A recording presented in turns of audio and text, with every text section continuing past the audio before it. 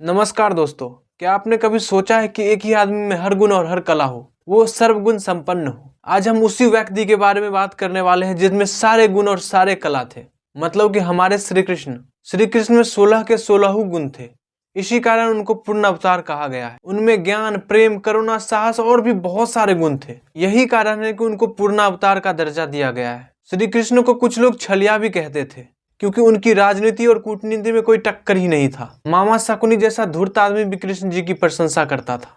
यही एक व्यक्ति है जिसके साथ बुद्धिमान मनुष्य सदा ही मित्रता रखता है। सारे आर्यावर्त में यही है जिनके साथ शत्रुता करने का सामर्थ्य हमारे पास नहीं।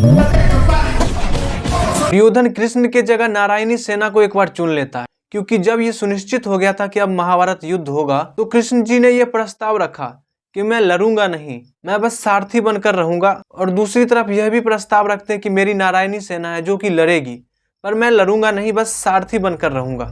तो दुर्योधन उस समय नारायणी सेना को चुनता है। तो इस बात पर मामा शकुनी भी निंदा करते हैं दुर्योधन की कि तुम नहीं जानते हो कि तुमने क्या खोया है। कृष्ण चारों वर्णों के निर्माता हैं। भगवान कृष्ण चारों वर्णों के निर्माता थे और खुद इनमें चारों वर्णों के गुण थे। भगवत गीता का एक श्लोक है कि चातुर्वर्ण्यम मया सृष्टम, मतलब चारों वर्ण मेरे ही बनाए हुए हैं। गुण कर्म विभागशः, गुण और कर्म के हिसाब से मैंने चारों वर्णों को बनाया है। लोग आज वर्णों को जातियों से जोड़ते हैं, लेकिन ये दोनों एक दूसरे से बिल्कुल ही विपरीत हैं। चलिए थोड़ा सा समझ लेते हैं कि जाति और वर्ण में क्या भेद है। वर्ण कोई ऐसी चीज नहीं जो जन्म से ही मिल जाए।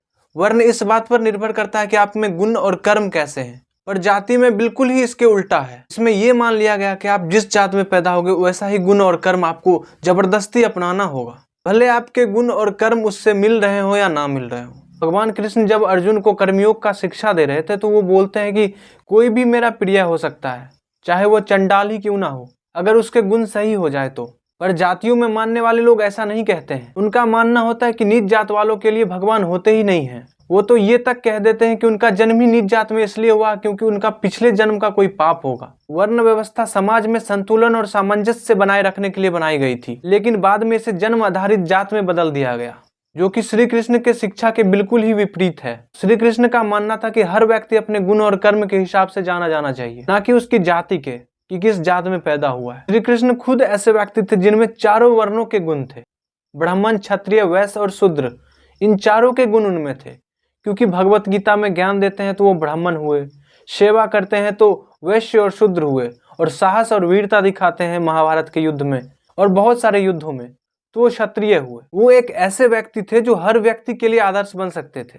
वे ज्ञानियों के लिए विद्या थे और वीरों के लिए शक्ति थे, किसानों और व्यापारियों के लिए मार्गदर्शक थे और सेवकों के लिए प्रेरणा थे।